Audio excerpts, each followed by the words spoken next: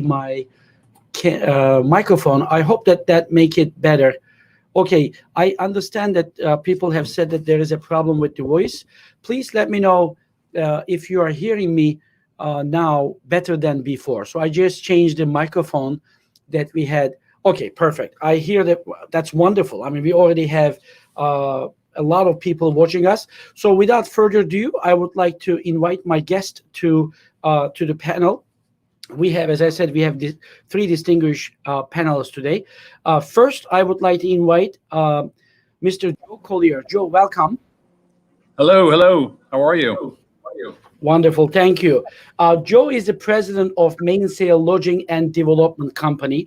I will ask him about his company in a little bit more detail in a second, but I'm very, very happy to have him here. Second, I would like to ask Mr. Plato Ginos to join us. Plato, welcome. Hi, thank you. Thank you for having me. And Plato is the president of Shaner Hotel Group. Last but not least, I would like to invite Randy Hassan from McKibben. Randy, welcome. Welcome. Thank you very much. Thank you for having me. Thank you. And Randy Hassan is the president of McKibben Hospitality. These three gentlemen has a special place in my heart. As a university, my university, and also personally, I will just start very quick story about Plato. Plato is one of they are part owner and also management company for the University of Delaware's Marriott Courtyard. And when I was a faculty member before University of South Florida, he was amazing supportive, of course, to the university students, but to me personally, because we created together Extrum, experimental guest room at that hotel, and it created a lot of. So Plato, thank you for that support. And Joe is an amazing member of our advisory board, and also Greater Tampa area has many innovative hotels, mainly in Florida part, but also has been tremendous support to me personally and to our students and faculty. Epicurean Hotel in Tampa and many others. He has been hiring our students in those hotels. Joe, thank you also for that one as well too. And of course, Randy Hassan, last but not least, I've said McKibben has a very special place in University of South Florida's heart, and my personally, as you can see from the behind M3 Center, and I'm the McKibben Endowed Chair Professor. Randy's company is owned by John McKibben, who has made an amazing gift to our university, which enabled the M3 Center, which is also named one of his companies. But Randy, from day one that we have met with him, he's been an amazing supportive of our students, faculty, and myself. Many students have worked in the McKibben companies, including my son, actually. At the age of 15, he started his hospitality career at one of the McKibben hotels in Sarasota. So, Randy, I also would like to thank you so much for all the amazing support that you have given to us. You are most welcome. It's been a great partnership. Thank you. So we already have a lot of people watching us, and I would like to go and get started with my questions. And as usual, our audience, feel free to please write your questions for these three gentlemen about a very important topic that we are going to be talking today, hotel presence response, panel response to COVID. So first, gentlemen, I would like to start asking you, maybe in 1 minute or so, just tell about where is your company? What is your company? How many hotels you have? I know I've counted the numbers, but maybe you can tell us the last update right now. And how did COVID impacted your companies? And please tell us about the current situation. Joe, I'll start with you, please. Okay, sure. So Mainset, we have 7 operating hotels now, and we have 6 hotels under construction. So we'll have 13 hotels by the middle of next year. In terms of COVID, gosh, we were, in Florida, peak season for us is pretty much February, March, April. Those are 3 really strong months for us. So we're cruising along at our properties at, mid 80s occupancy, really strong, or even higher in the case of Epicurean. And then all of a sudden this occurred and somebody flipped the switch, and we went from 80s and 90% occupancy to having 5 guests in the hotel, or having to kind of go through a close or no close decision, which we really never really have to have those kind of discussions unless there's a hurricane or something like that and you're having an emergency evacuation. You rarely have to sit down and go through the process of determining, are you going to close the hotel because it's so empty.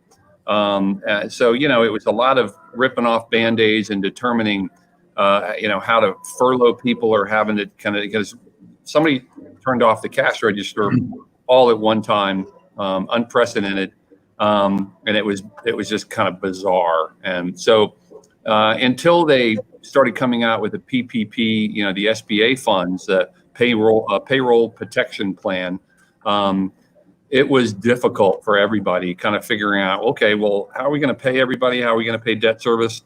How are we going to pay our property taxes and our utilities when we have literally no business in the hotels?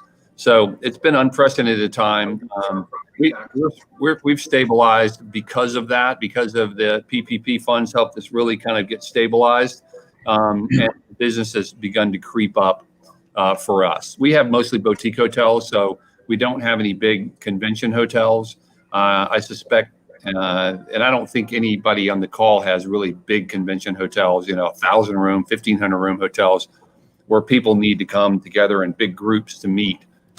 Those hotels obviously don't have a lot of uptick right now, but the smaller hotels, staycations, and people that are, that are traveling in small groups, we're picking up some of that business right now. Thank you, Joe. Plato, how about for Shaner Group? Yeah, we have about 60 properties. We are spread in 17 states. We have property in the Bahamas, 2 in Italy, and 1 in Greece. So it was interesting. Was in Italy in February, getting ready to open up a new autograph property in Tuscany, in Lucca, Tuscany. So I remember the flight back. It was towards the end of February when the crisis started in Italy. And it was really weird flying on a plane that was at least half empty, coming back. And, the idea was, look, it's a Chinese problem. It's an Italian problem. It will never come to this shores. And 20 days later, here we are. I remember, I think it was March 16th, that Monday, it was like, that's the 9/11 on steroids. That's the way we defined it, where everything really started to collapse.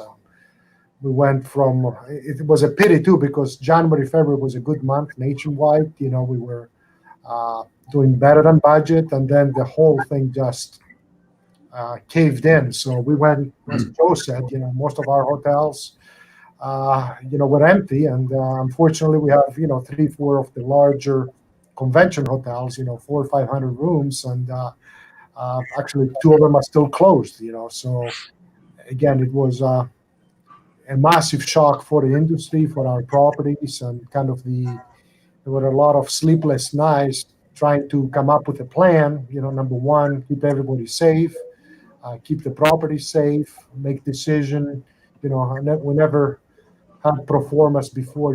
Calculate, do we lose more money by being open, or do we lose more money by being shut down? So it's stuff for 30 plus years in this business. We never had to go through that exercise, and we're still going through it. So we're still learning.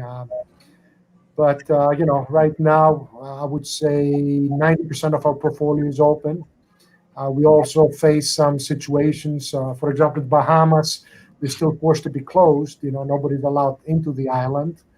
Uh, in Key West, Florida, we just opened up again. The government forced us to shut down.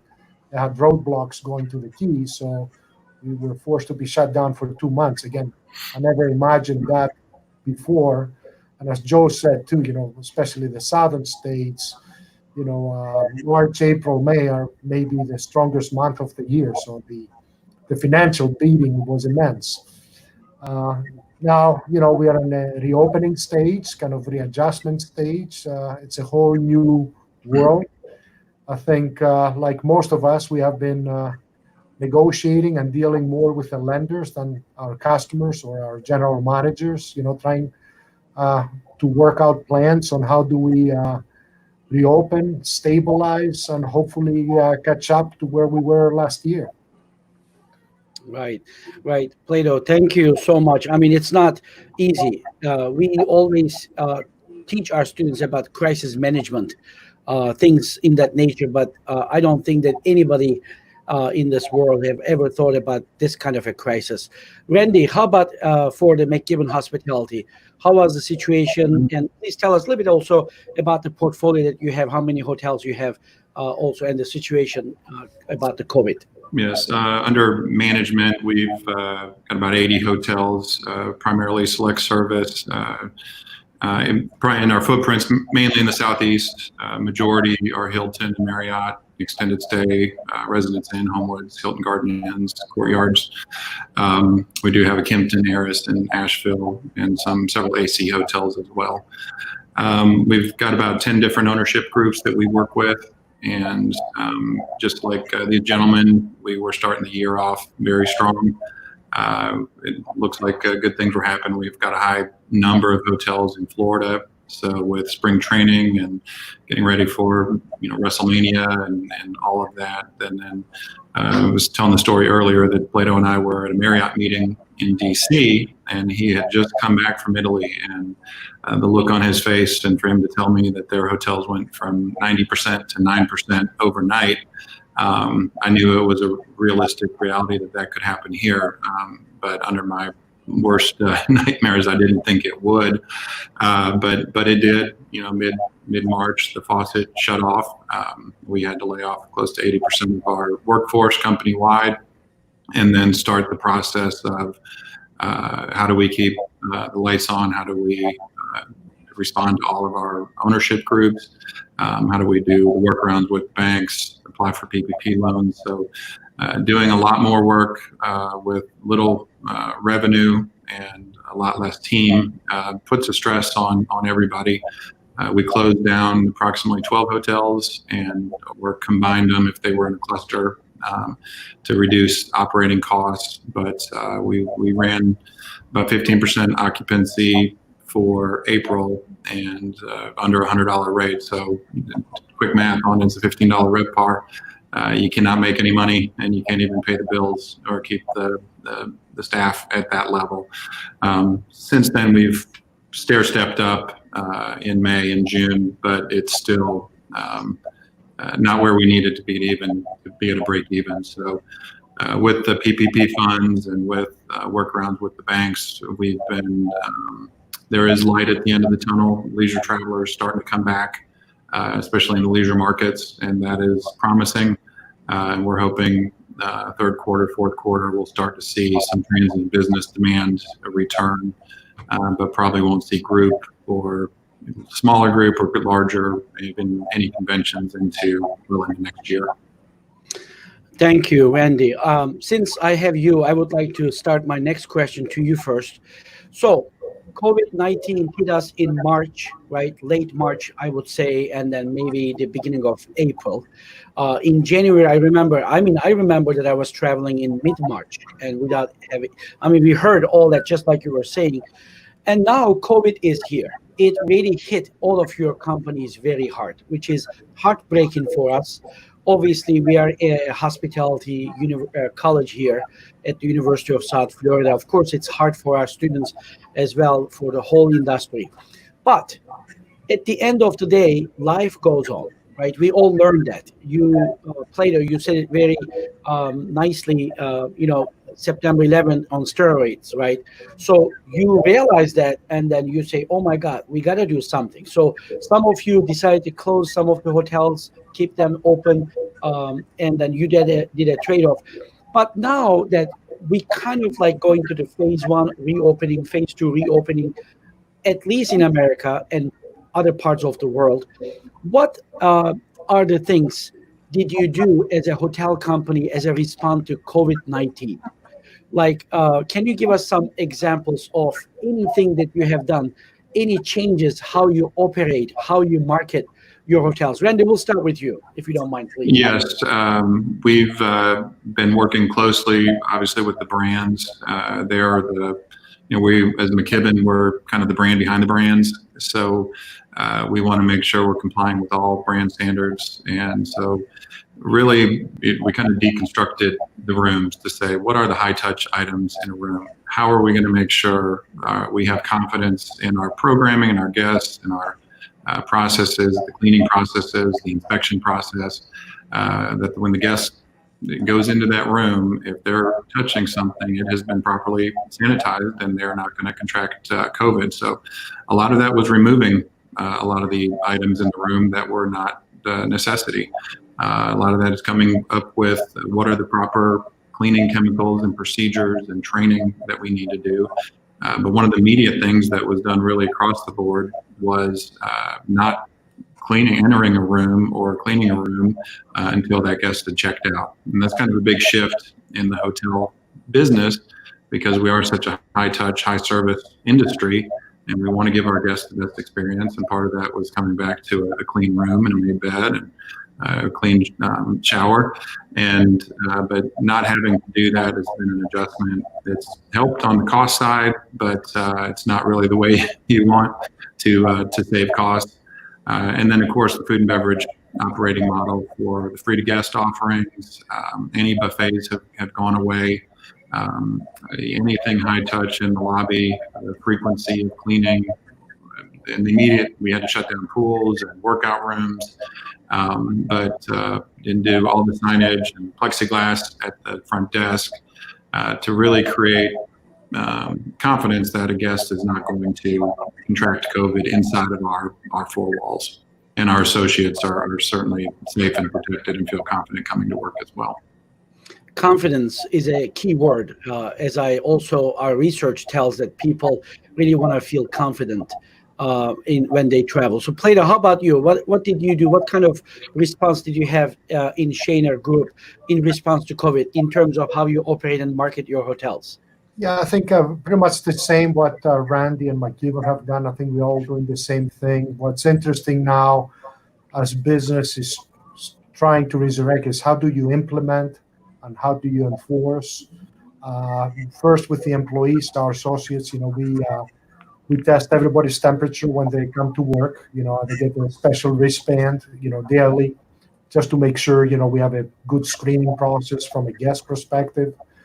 We also bought those ThermoPass iPads where, we ran some busier restaurants or roof garden type bars. So we are encouraging the guests, to take the temperatures in, and I would say 99% it has been received pretty well by the customer. Again, I think what we're starting to see, and I think the topic of discussion in the next 6 months will be is enforceability. And there is a huge cultural and geographic divide. Obviously we have a divided nation in many ways, but it's wearing the mask. Half of our customers wear them, half of them don't, and you see conflict among guests. You see, how disciplined do you stay on social distancing? When you have a wedding. So it's a lot of issues are coming up, and there's a lot of, I think, confusion. There is a balancing act. We need to act as a hotelier, to keep the environment safe, the environment clean, but also peaceful. We had guests being really upset when we enforce them in, states like Connecticut or Pennsylvania, where it's mandatory for guests to wear a mask in the hotel. I think Florida it depends on the county you're in. People get upset and leave. So it's an interesting reaction.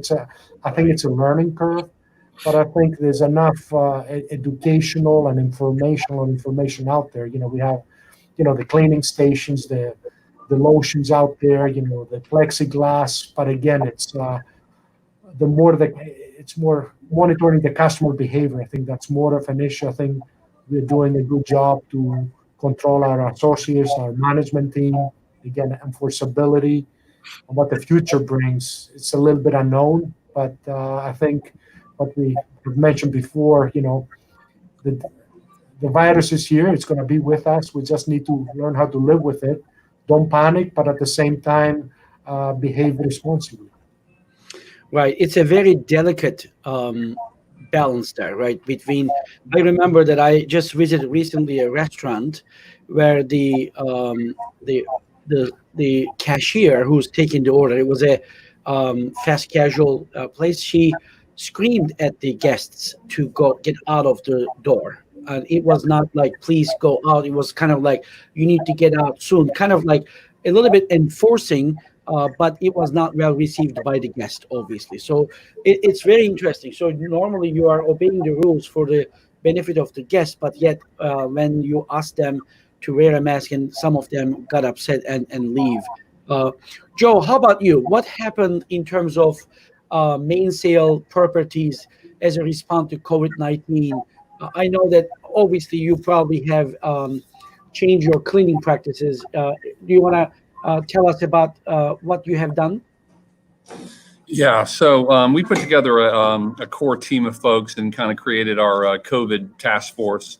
And I don't want to repeat a lot of the same things that these guys have said with the plexiglass and the cleaning. There's these electrostatic sprayers that I'm not really that big of a fan of, because basically you go in a hotel room and you spray chemical all over the hotel room, and then you come back in an hour later and wipe it down. Well, that's great for hard surfaces, but soft surfaces like bedspreads and pillows and headboards and things like that are soaking up that chemical. So there is some other technology that we've been investigating where it goes into the air system, and it's pretty high level stuff, but it's expensive. So the buy sell of and making that kind of capital investment while you're thinking, well, maybe if there's a vaccine a year from now, well, we have spent all that money doing that and people aren't going to care a year from now. I think some of the practices that we're doing now are going to be around for, I think, probably forever. Flu rates will probably go down, and I think people have learned a lot about hygiene and washing hands and that kind of thing now. But for our staff, I can tell, and we had some hospital people that we actually had come and stay in our hotels. They were not COVID patients, but they were working at like Tampa General Hospital, and they had to work late hours. And so we had an empty hotel. So I said, look, we want to help these frontline people out. They're tired. So we actually donated a floor for a month, or a little longer than that, actually. But when the hospital workers showed up with all of their garb on, they still had their scrubs on and their shields and all that. My staff was clearly startled by that. They're like, oh, these are all people, and they've got all this hospital garb on. It kind of freaked them out a little bit.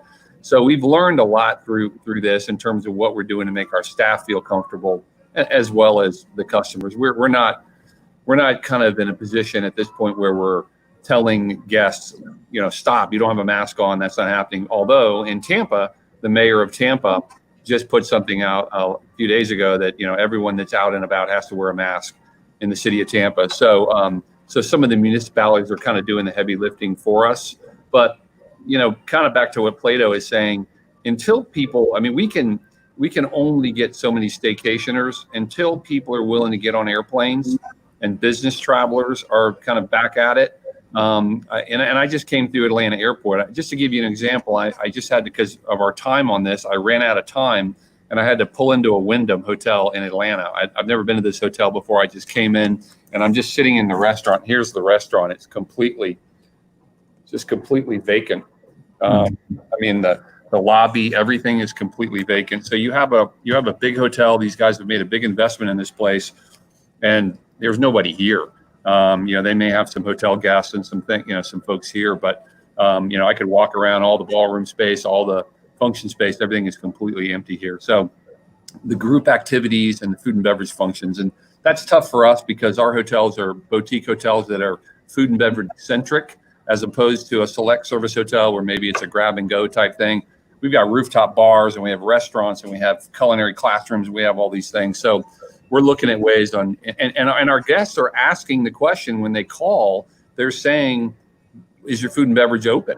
And some cases they're making a decision to come, especially a staycation, or if they're there coming with their spouse and they're just coming for a nice weekend, they want to know about the food and beverage. So it's definitely every day we're making different decisions about food and beverage for the hotels. And to piggyback just off of what Joe's saying, our extended stay product with kitchens did much better during the COVID period where the lockdowns were in place because of the kitchens, and you could still go to the grocery store and cook, but without the restaurants being open, the select service without kitchens did not fare very well. I see. And Joe, kudos to you. You said that you have donated some of the rooms to Tampa General Hospital doctors and nurses, all these frontline staff members, which is great. I really liked it. Even in the time of crisis, that your company is thinking about how it can help give back to the community. And Randy, I know, again, your company has done an amazing thing, which in the beginning, of course, when all the hotels shut down, a lot of the employees had to be laid off, unfortunately. But your company created a fund to help those people just to at least get some grocery or whatever. Can you please tell a little bit about that, effort? And Plato, if you've done anything similar in terms of giving back, I will also ask you next. But those are the great examples that I really want to highlight, Randy. Yeah, we took a look, and that was probably the toughest week of all of our lives as hoteliers, having to build up a company to the level that we are and look out on the horizon and say things are good, we're growing, we're year over year, we're building, we're developing third-party management contracts, and then overnight to say we're in a position where we've got to lay off 75 to 85% of our staff that have helped us get to where we are, because there is absolutely no revenue coming in, and we owe it to our owners, investors to make sure we minimize their losses in this stage. So the principals in the company, executive leadership team got together and said, how can we help soften the blow? And John McKibben's a tremendous, compassionate servant leader, and he always has been. And he said, this is going to feel like a month of Sundays for a lot of people. And what can we do? And when you wrestle around at ideas how to give out, we knew unemployment was going to be there. We didn't know about the federal monies at that point yet, but we wanted to immediately offer some cushion so people would have grocery money and funds. So we put together a fund, and we're able to give people $200 pay period every 2 weeks until the funds ran out, which was just recently. So when they got unemployment and they got the federal funds, it was an addition to. So a lot of them during that time when they couldn't work remained whole, or in some cases were better than whole. So it just, our thoughts were, we really want to keep them top of mind. We know we're going to hire them back, and we know they were a part of our team, and we want to bring them back, and hopefully keeping them somewhat on the payroll. That would help them make the decision to come back to work for McKibben when this is all over with. Wonderful. And that's even worth mentioning even more. You decided this before the PPP program came about, so which is so nice. Plato, anything from your company? Did you have any kind of initiatives that helped the employees at this difficult times? Yeah, and again, what Randy said, overnight we had to lay off a lot of people, but we did it in a way to kind of to make it as soft as possible to assist them. And, we get to a point we start rehiring, so it was hopefully a temporary, 2-month event. So as you know, some of our hotels are in university towns with universities. We have assisted a lot of people got stuck. They couldn't go home. They couldn't come home. Dormitories were closed. So we assisted, worked with some universities and hosting some of their international students, but also students from the West Coast, that, again, the plane's not flying, so people cannot go home, and, you start to get desperate. So we have opened up some rooms, to that segment, to the student population. And we have a couple of properties in hospital campuses. And again, we mobilized there, we got ready.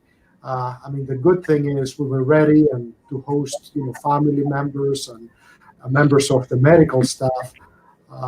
The bad thing and the good thing is, I think there was a huge overreaction. We were expecting thousands of people to get sick, to be hospitalized, ventilators, and at least in Pennsylvania where we are, that did not happen. So it's so we were ready, but the numbers were minimal, to say the least. So it's which is good. Yeah. Thank you so much. So I still have more questions, but I would like to just go to the audience. The questions are coming from them. So I would like to bring one viewer's question to you, and this question open to any of you, whoever would like to feel that they would like to say. Dori Dawari, do you in any form count on direct, indirect support of different travel associations like AHLA, for example, or Brand USA, or destination management organizations for overcoming this crisis?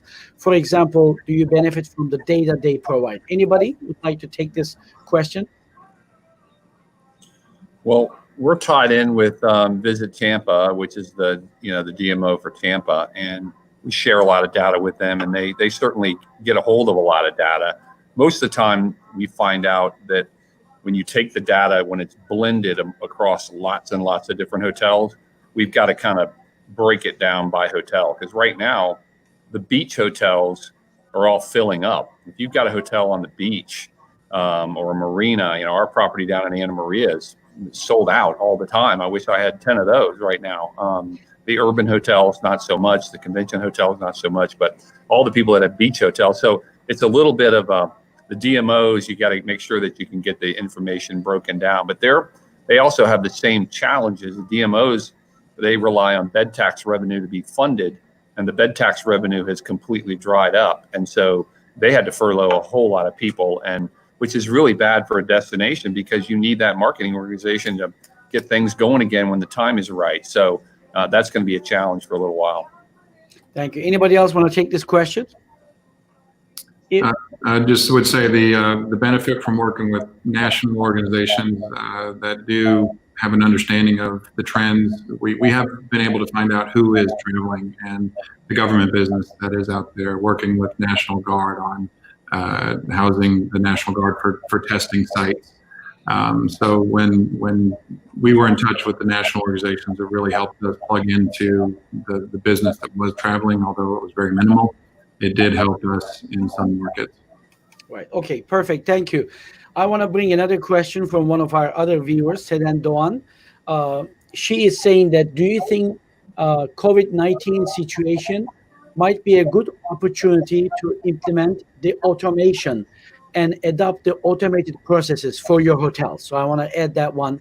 I know that all of your hotels, you're using technology to a certain extent, but do you think that COVID is going to kind of like encourage you to use these automated systems more, such as maybe robots in the back of the house, in the restaurant, or front of the house to take the towels or food delivery to the rooms, or maybe implementing keyless entry with the cell phone so that there is no contact there. Those are just two examples that come to my mind. Anybody want to take that question? I think it's going to speed up the process. As an industry, we were heading towards automation, maybe not as fast, but I think the keyless entry, using your device to get information, we put those codes in every table where, you put your cell phone and you get the menu, and you can order through your cell phone instead of a bar. So there are a lot of small changes all through, but at the end of the day, I always want to remind people, we're in the hospitality industry, and you're always going to have the human interaction, so technology won't overcome all the customer service tasks.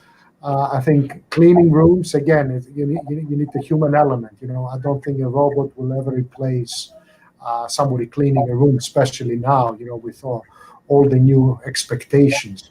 But I think, is it the booking, the ordering part, even the parking part, the valet parking part, there's no more, less human physical interaction. It's all done, by technology. So it's pushing the speed of process, but it won't replace the human element. Great. Thank you, Plato. Anybody else want to take that question? Randy, Joe? If not. No, I think the keyless entry is the big one. If you didn't have it, you've got to have a plan in place to get it in the works, because that contactless and allowing the guests to go directly to their room is a big amenity at this point. Yeah, and the hovering, where you can take your phone and hover it over the indicia for the menu in the restaurant. Mm-hmm. That's pretty neat. You don't have to pick up or touch a menu now. You just hover your phone over it, and the menu of the restaurant pops up on your phone. With the QR code, right? Yeah.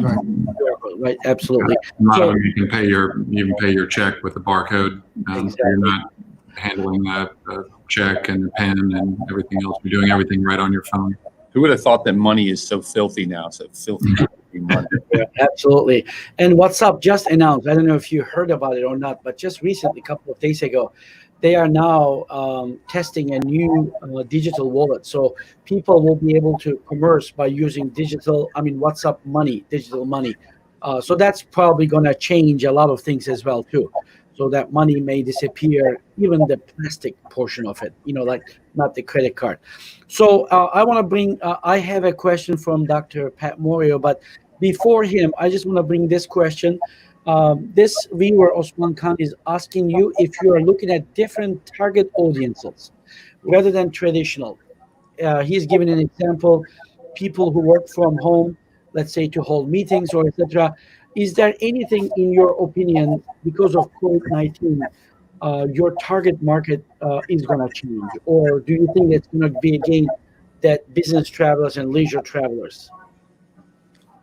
I think it's going to be a challenge for a little while, and because if you read the surveys, people are learning that they can conduct business through these Zoom meetings, just like we're doing right now. And some of the companies out there are going to say, "Gosh, do we really need to spend all that money on travel?" I think one of the things that will work well for us, and a message that we need to get out there, is the first time somebody that's in sales and they see their customer having a glass of wine and having dinner with one of their competitors, and they're trying to conduct business or close a deal via Zoom, and their competitor has gone ahead and gone to have a face-to-face meeting, and you're building that rapport. So from a sales standpoint, I do think there's always going to be that very, very strong inclination to want to go have physical face-to-face interaction with people.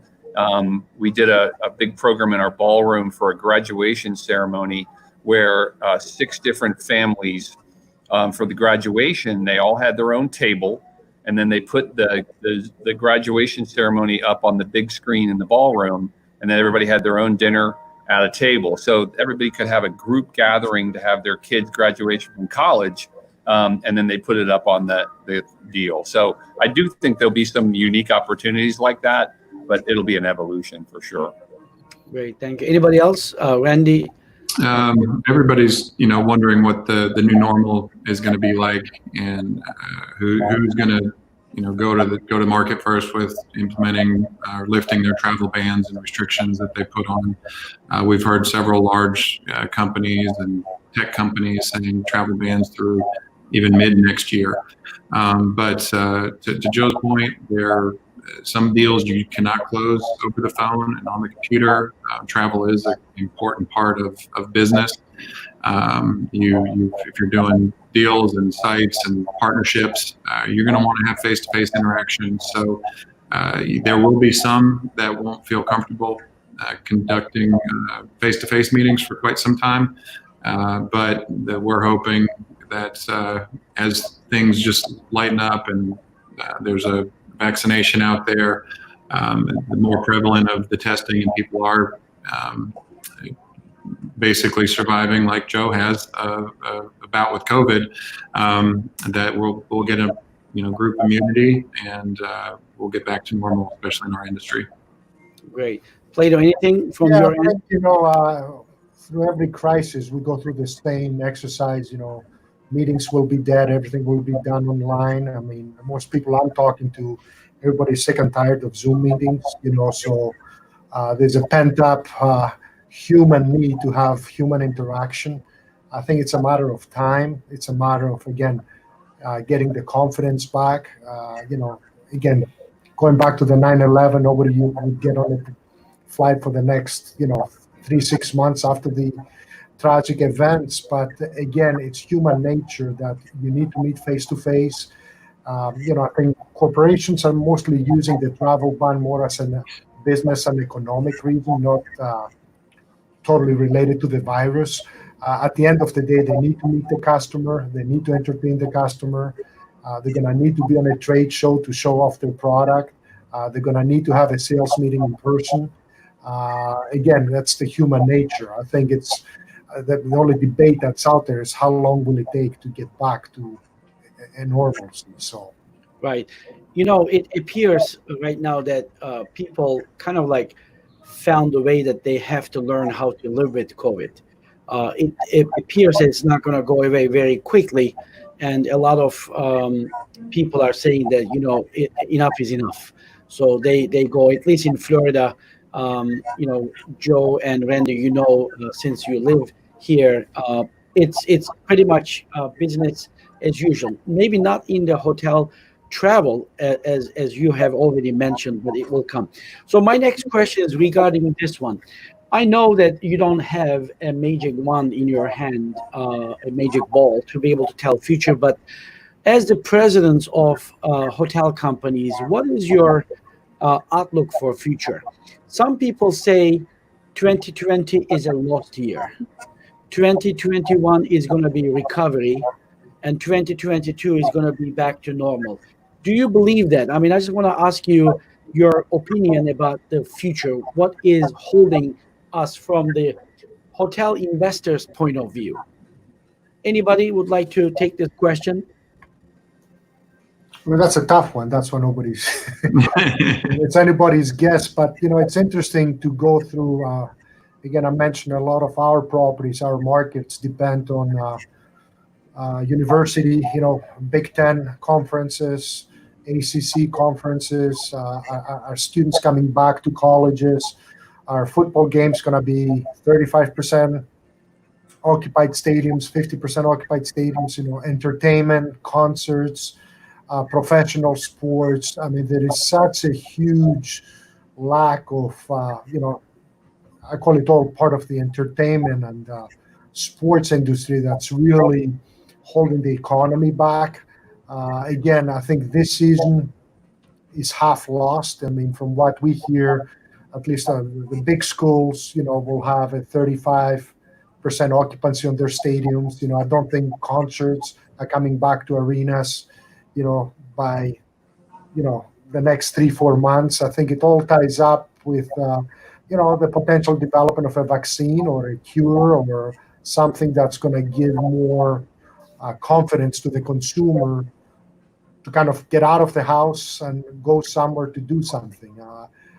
So I think, the notion this year is half gone. It's gone.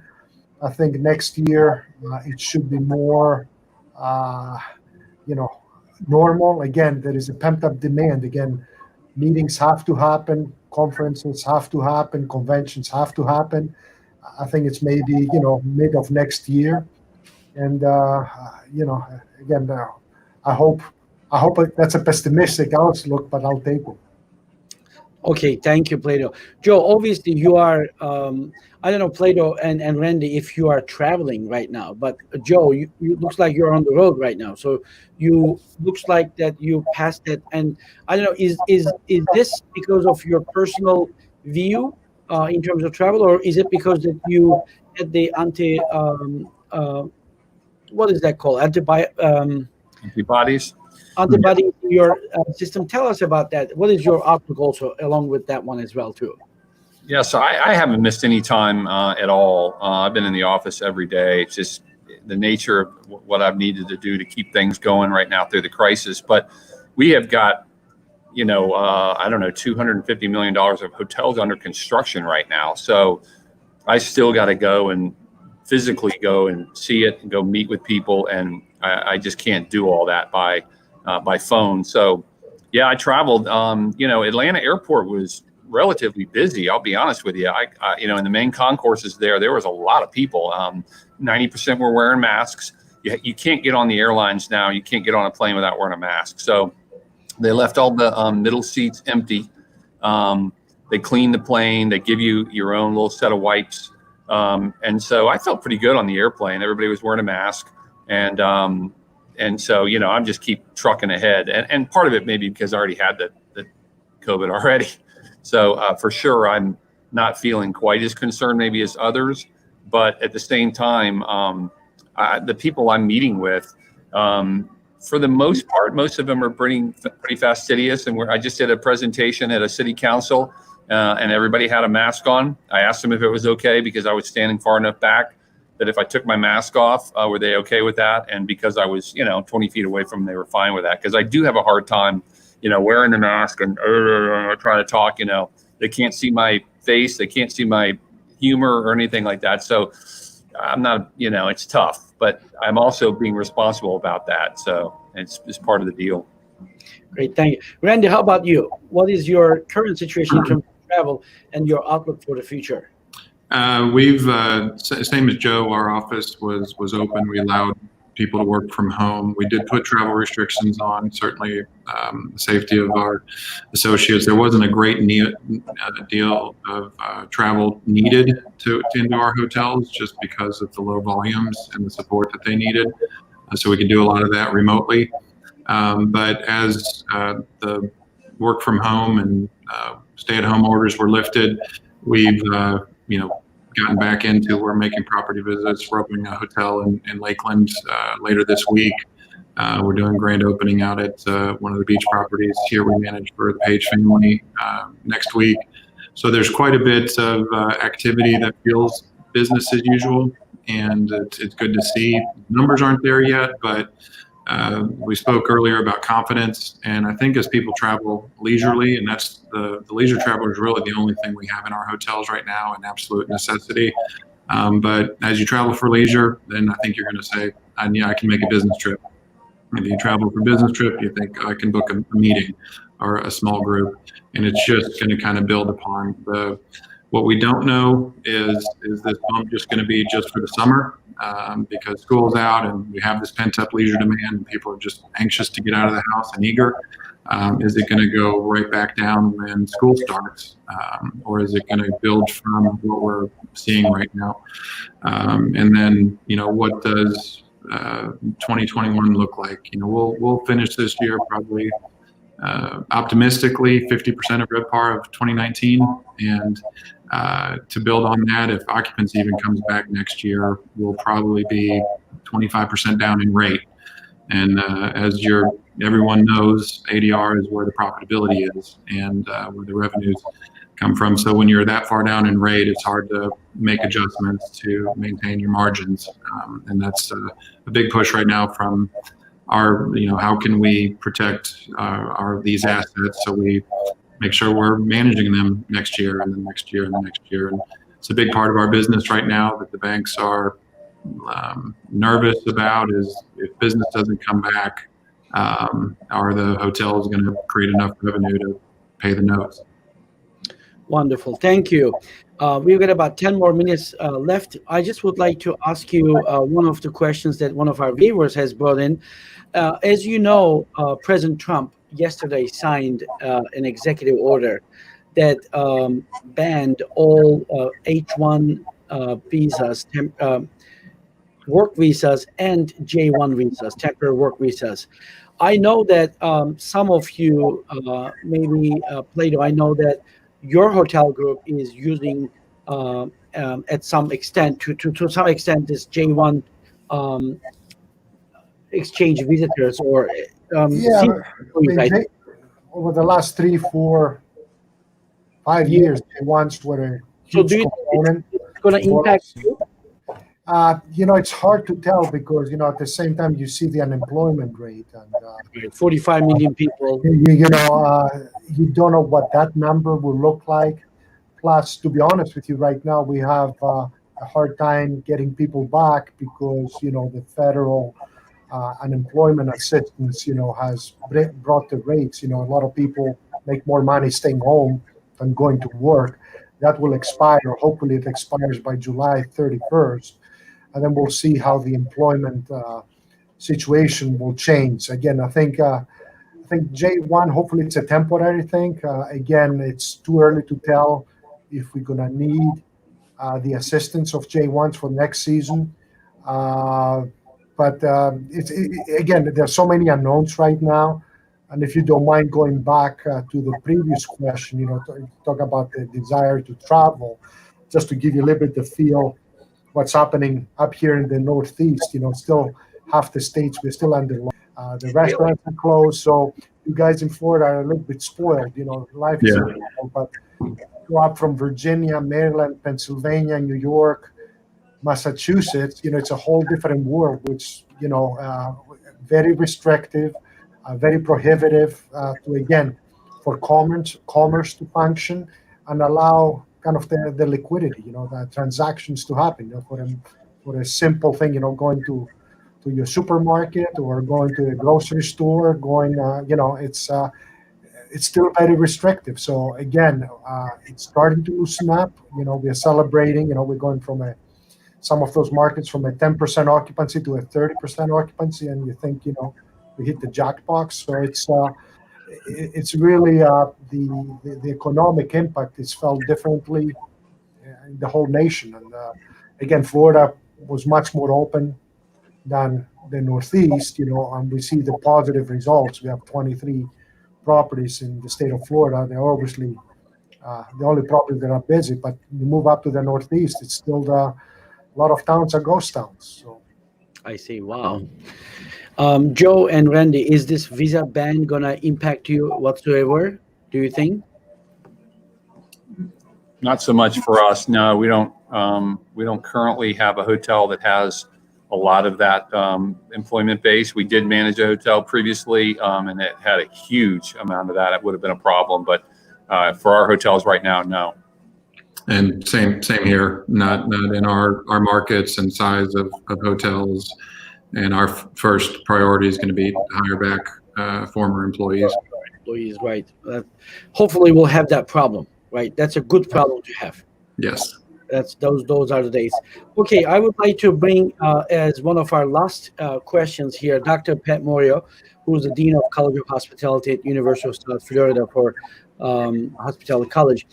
And this question, I also had it for you.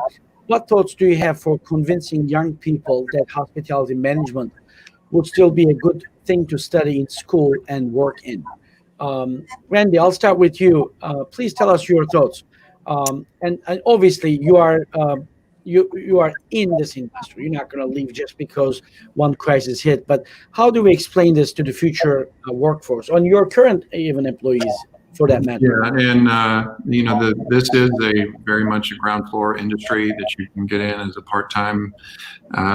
We're a hotel employee. You can learn one position, go to the next. So it's a difficult time at the moment to get a job or even start your career in the hospitality industry because demand is not there and unemployment is so high and so many layoffs have happened. But if you're looking at starting a career, you have to start somewhere. So finding a company that is growing, has projects in development, has opportunities to grow their third-party management platform, has a training program. If they're going to invest in you, especially during times like this, they're going to want to make sure you're around to accept a job when that job comes open. So we work a lot in university towns on recruitment and talent, but we like to get those students at FGCU, USF, working in our hotels while they're going to school, even if it's part-time, just to get the exposure because that opens the door for them to go into a management and training program, which opens the door to get into a manager and help us open hotels or transition hotels.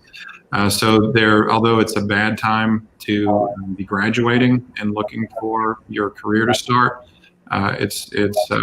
we're a very cyclical industry. This just has to be the bottom of the bottom for us as far as cycles go, and it's going to be a longer recovery. But the benefit that your students have is they're young and they've got an entire career ahead of them. So every month is going to be better than the last, and every year is going to be better than the previous. And then we're going to get into another cycle, but there is nowhere to go but up from where we currently are. So we try to be optimistic and send that message. And I would absolutely say this is 100% the direction they still need to take if they truly have a passion for hospitality and service. Great. Thank you, Randy. Joe, what about you? Me? Yes. Oh, okay. Joe. Sorry. Hotel business is a great business. I've been in it since I was 14 years old. I started as a dishwasher. It's a fun business. Hospitality business is a fun business. I mean, you've got everything from the culinary side to event management. I mean, you could be at a hotel where you've got some huge big show going on and then some really cool thing happening upstairs in the restaurant. There's just a lot of things going on in our business. And it's also a business, if you've got the right attitude and you do have that kind of spirit to serve and good hospitality skills, you can move really fast. People are noticed when they have good hospitality skills, and they move up very quickly in our business. And so I would still say, even though, like Randy said, I mean, this is the bottom of the it doesn't get any worse than this in our business right now. I mean, to go to 5% occupancy, I can't imagine, but we'll come out of it. And I'm guessing that when there is that comfort and there is a vaccine or whatever, I think it's going to come back quicker than most people think. And then all of a sudden, we're going to be needing a lot of people. And that's why Randy said we've tried to keep people tethered to us by paying benefits and doing some things, because for a while there, it was hard to find good people. The last cycle we just went through up until February of this year, we were all struggling to find really good people in our business. Now, of course, there's a lot of people that have been laid off and that are out there, but the good people always shine through. And if you really like the business and you're in it for the right reasons, you'll do well no matter what. Thank you. Plato, you have quite a few hotels in the university towns. So what is your advice or thoughts about this particular topic there for the young generations who are in the hospitality colleges or thinking about hospitality as a career? Yeah, look, Joe and Randy are young too, so we're all young. But the nice thing, about the hospitality business, it's a long-term business. It's here to stay, and also it's a global business. Again, the growth in the industry. I mean, hotels are being built not only in Florida but throughout the U.S. I mean, they're all building still hotels. Again, the whole world is, building hotels. It's I think after agriculture, the hospitality industry is one of the largest industries worldwide. So, think big, think global, think everybody's desire is it no matter what region you're from, everybody's desire is to travel. It's number one or two on the bucket list, and we kind of see it now. Talking to people and surveys that are coming out, people are ready to kind of hit the road. Travel and interact. So if you like that part of the business, really there is no good or bad time. Yeah, it's tougher now, but I think things will get better, and people with the right attitude, the right personality will not only love this business but excel, because the upward mobility is great. We all started from the front desk or from the kitchen.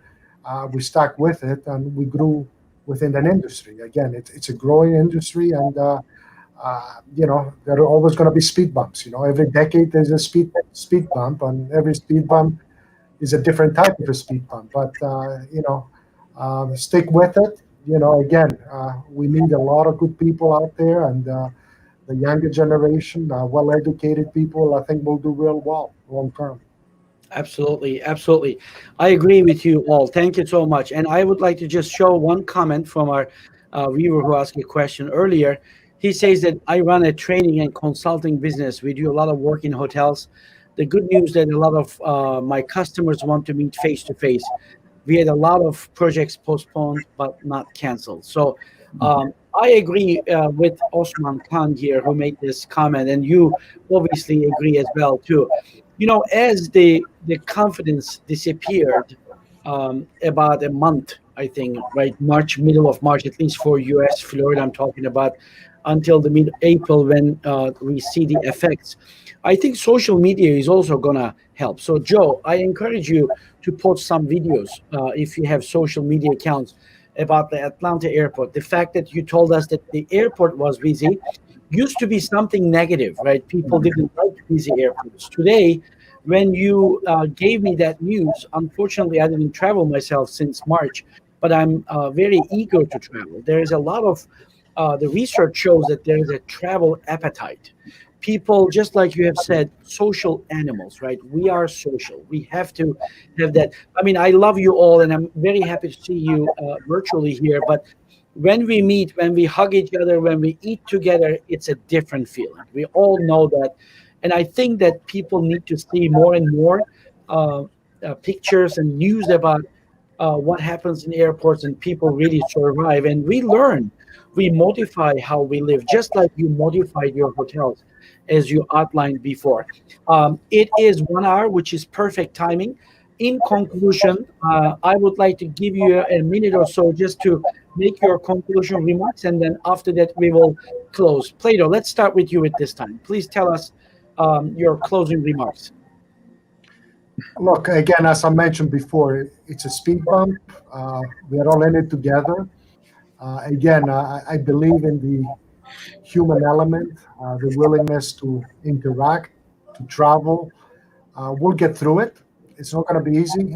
It's a learning curve for all of us. Again, we have been 30 plus years in this business. This is a crisis. We are learning something every day. Is it with employees, associates, customers, lenders, but kind of like sometimes I need to remind myself that's what makes it fun. It's not a stale business. It's an evolutionary business, but we welcome the younger generation and the younger executive to join us and go through a great trip in this business. So thank you for having me. Yeah. Thank you, Plato. Joe, how about you? Well, thanks for having me. I appreciate it. I've enjoyed this. Good to be with a couple of my cohorts here. I know Plato and Randy, they would love to see me because they really want to hug me too.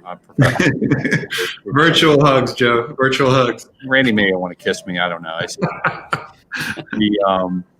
It's definitely separate the men from the boys. In terms of right now, it's a tough time. There's no question about it. We're learning a lot. I mean, all of us are doing these break-even analysis. Is like, what can we operate this hotel at? And we're learning a lot. It's kind of like going back almost to a bed and breakfast mentality where you have the general manager checks a guest in and the general manager brings them their food to their room, and you really have to almost kind of have that mentality if you're going to open.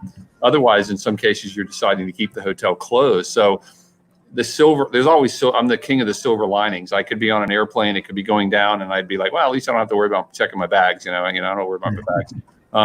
But the silver lining for me is we, as a team, we are learning a whole lot about how to operate these hotels. There was a little bit of job creep that was going on when the hotels were doing really well. I think everybody in our industry has learned there are some smarter ways we can operate these hotels more efficiently, no doubt. So we're learning something from it, and I'm happy to roll my sleeves up and get in there and learn some of that. Absolutely. Thank you, Joe. I agree with you. My son was working for Ritz-Carlton Hotel in Colorado, in a ski mountain, and he was laid off just like anybody else. But he was called back to the work, and he's now working as a night auditor. But he told me that he's the valet, he's the night auditor, he's the coffee person, room service at night. So he makes it. He does it, and he understands and appreciates it. Randy, last but not least, please give us your closing remarks. I think really have to put where we are in perspective. McKibben is a fourth generation, 94-year-old company, so they've gone through the Great Depression and World War I, World War II. You look at the timings of what our company's been through, and I'm entering my 30th year with the company. And when I look at the three economic downturns that we've been through, and then being hit with this, the hospitality professionals are a resilient bunch. Travel always comes back. Travel always evolves. The hotels that John McKibben took over when he took over the companies in the early 90s were dated Holiday Inns and Courtyard was coming along. So he knew to survive, we had to get on board with Courtyards, and then with Hilton, and then with Starwood, and now with Kimpton. And as you look at the evolution that we have been through in the past 94 years, we've created jobs and growth and opportunity. But had we not changed, we wouldn't still be in business. And not too many companies can say they've been in business for 94 years. And the one thing that we've had to do is listen to the customer, uncover new trends that are out there.